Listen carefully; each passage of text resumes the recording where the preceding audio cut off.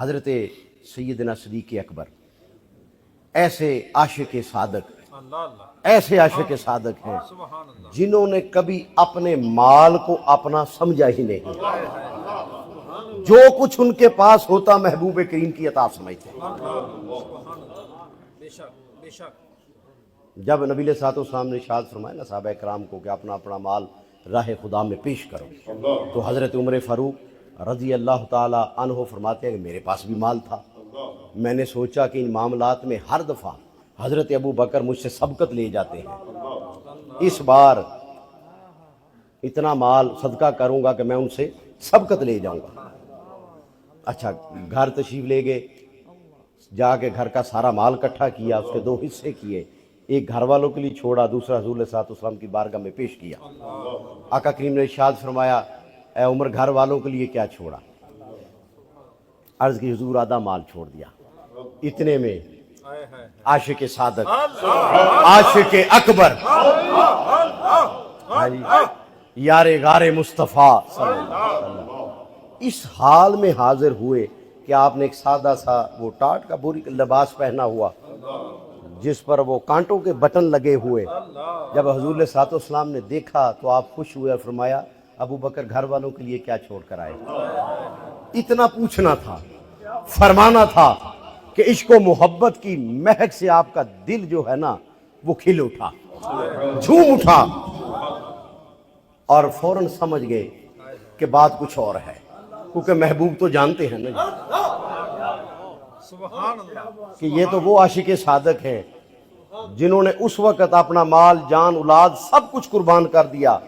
جب مکہ میں حمایت کرنے والے نہ ہونے کے برابر تھے، بلکہ اکثر جانی دشمن بن چکے تھے، اور محبوب کریم کے کلام کو کیوں نہ سمجھتے؟ وہ عاشق ہے نا جی،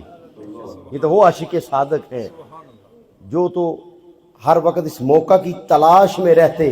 کہ محبوب کریم فرمائیں تو صحیح، سب کچھ لا کے ان کے قدموں پر قربان کر دو۔ فوراً سمجھ گئے حضور کیا فرمانا چاہتے ہیں، سمجھ گئے حضور کیا فرمانا چاہتے ہیں، بھائی توجہ ہے،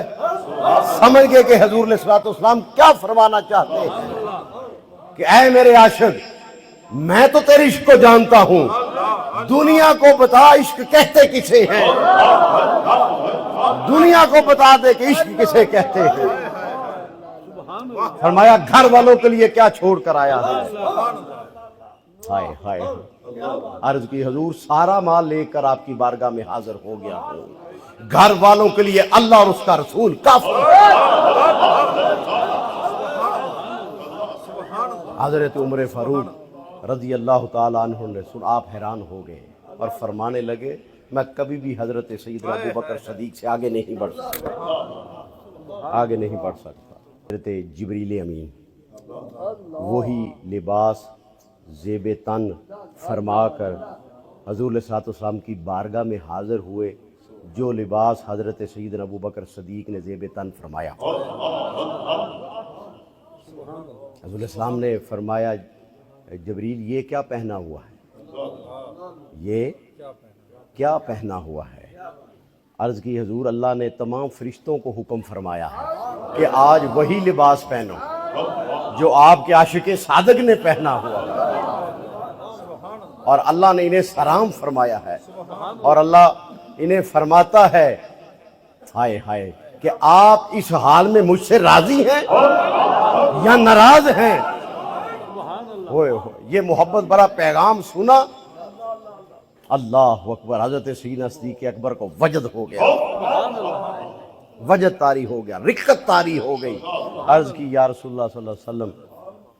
ہائے اللہ اکبر، کیا میں اپنے رب سے نہ خوش ہو سکتا ہوں؟ اپنے رب سے بھی نہ خوش ہو سکتا ہوں؟ اور 3 مرتبہ فرمایا میں اپنے رب سے راضی ہوں، میں اپنے رب سے راضی ہوں، میں اپنے رب سے راضی ہوں، میں اپنے رب سے راضی ہوں۔